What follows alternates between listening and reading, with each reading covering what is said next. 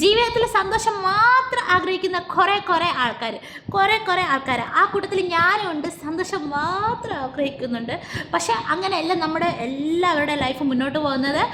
പുട്ടിൽ തേങ്ങുന്ന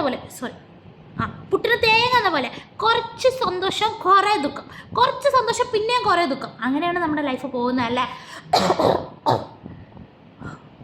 ദുഃഖത്തിനെ പറ്റി പറഞ്ഞപ്പോഴാണ് വേറെ ദുഃഖം. ഫ്രണ്ട്സ്, 2 ദിവസമായിട്ട് നല്ല പനിയാണ്.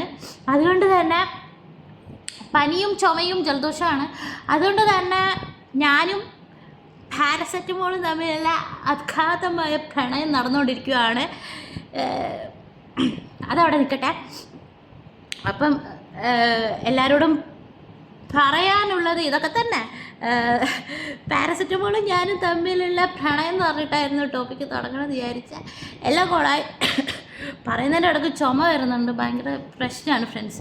എല്ലാം ശരിയാവുമെന്ന് വിചാരിക്കണം. പിന്നെ വേറൊരു അപ്ഡേഷൻ പറയാനുള്ളത്,